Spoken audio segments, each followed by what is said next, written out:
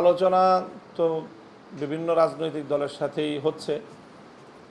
এর মধ্যে জামায়াতে ইসলামী, ইসলামী আন্দোলন বাংলাদেশ, বাংলাদেশ খেলাফত মজলিস, নিজামী ইসলাম পার্টি, এবি পার্টি, গণ অধিকার পরিষদ, এনসিপি, এই দলগুলোর সাথে বিভিন্ন পর্যায়ে আমাদেরও আলোচনা হয়েছে।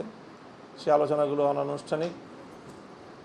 আমাদের মধ্যে বোঝাপড়া চলছে এবং শেষ পর্যন্ত অধিকাংশ দাবির ব্যাপারেই আমাদের সকলের দৃষ্টিভঙ্গি অভিন্ন আমরা পেয়েছি।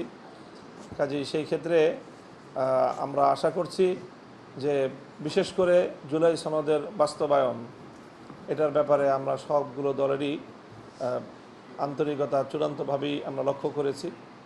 কাজেই এই মুখ্য দাবি আদায়ের ব্যাপারে আমরা মনে করি যে সবাই যার যার জায়গা থেকে মাঠে নামবে। আমরা সরকারের সাথে বোঝাপড়ার জায়গায় তো বিষয়টা হলে আমরা মাঠে নামতাম না।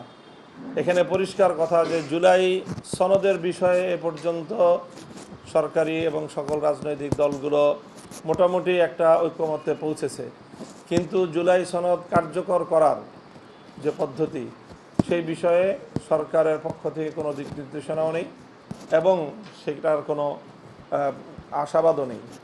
এই মুহূর্তে সরকার সহজেই এই বিষয়টা কার্যকর করবে বলে মনে হচ্ছে না।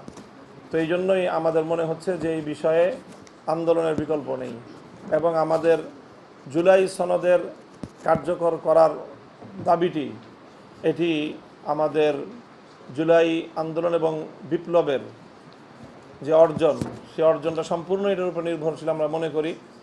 এত শহীদের যে রক্ত এবং এই যে বিশাল গণ অভ্যুত্থান, এই সবই ব্যর্থতায় পর্যবসিত হবে বলে আমরা মনে করি যদি জুলাই সনদ কার্যকর না করা যায়।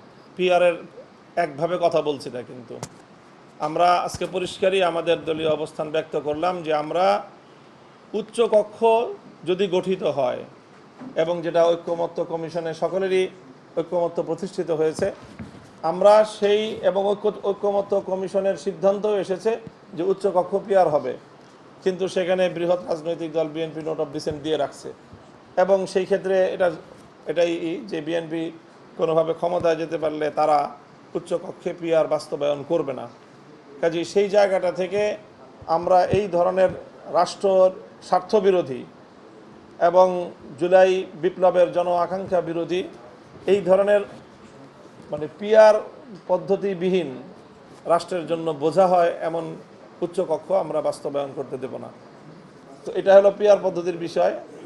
এবং জুলাই সনদের বিষয়তে আমি বারবার একই কথা বলছি যে পিআর পদ্ধতি নিয়ে কিন্তু আমাদের এই যে সকল দলগুলো পিআরের কথা বলছে তাদের মধ্যেও অনেক ফারাক রয়েছে মতের, এবং আমরা সুস্পষ্টভাবেই উচ্চকক্ষেই পিআরের জোরালো দাবি জানাচ্ছি।